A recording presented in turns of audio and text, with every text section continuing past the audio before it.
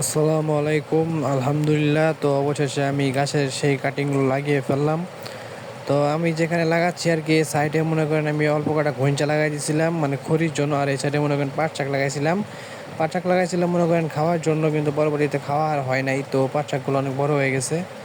তো মাটিটা মনে করেন নরম আছিল, তাই আমি মনে করেন এমনি মানে শেকড় যে সাইডে আছে ওই সাইড করে আমি সুন্দর মধ্যে গাড়ি দিয়েছি, যাতে মানে মাটিটা নরম থাকার কারণে মাটিটা আর কি একটু মানে আছে, মাটিতে আছে, এর লাগে মনে করেন গাছগুলো সুন্দর মধ্যে হয়ে যাবে।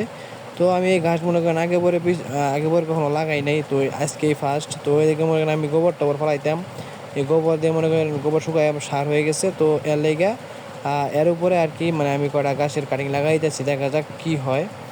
তো এই জায়গায় মাঝখানে মাঝখানে মনে করেন দেখা যাচ্ছে পুঁই শাকও হয়েছে। আর আমার এই মানে এই ক্ষেতের সামনে তো মনে করেন হলো আমার ধান ক্ষেত, ওখানে পানি, তো এখানে আমি গাছ লাগাই নেই।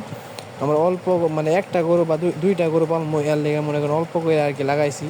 তো এখানে মরিচের চারা আসলো, তো এই মরিচের চারা উঠায় মনে করেন আমার মানে একটু উপরের দিকে লাগাইছি। এই যে উপরের দিকে লাগাই দিচ্ছি, কারণ মনে করেন নিচের দিকে পানির কারণে মরিচের চারাগুলো আর কি নষ্ট হয়ে যায়, পচে যায়। তো এর লেগে উপরের দিকে লাগাইছি। তো দেখেন সাইডে কলা গাছ আছে, বেগুন গাছ আছে, মনে করেন অল্প কিছু মানে যতটুকু আমরা এদিকে পাই মানে আমাদের প্রায় চলেই যায়, আমাদের বেশি একটা জিনিস কিনতে হয় না। আলহামদুলিল্লাহ। তো এই যে দেখেন আমার সেই লাস্টে মানে সেই কাটিংগুলো সুন্দর মতো লাগাই দিচ্ছি। অল্প কাটিং নিয়েছিলাম আমি, লাগাই আর কি দেখবো মানে মানে দেখার জন্য আর কি যে গাছ কীরকম হয় আর কি। তো বেগুন মানে গোবর কান্দির ওইদিকে মনে করেন দিয়ে দিছি। এই যে মরিচের চারা লাগাই দিচ্ছি, বেগুনের চারা লাগাইছি। তো দেখা যাক এগুলো আল্লাহর রহমতে হয় কিনা। তো আমার কলা গাছ আলহামদুলিল্লাহ কয়টা কলা হয়েছে, এই কলাগুলো খাওয়ান যাবো পরবর্তীতে। তো আমার জন্য সবাই দোয়া করবেন, সবাই ভালো থাকবেন। আসসালামু আলাইকুম।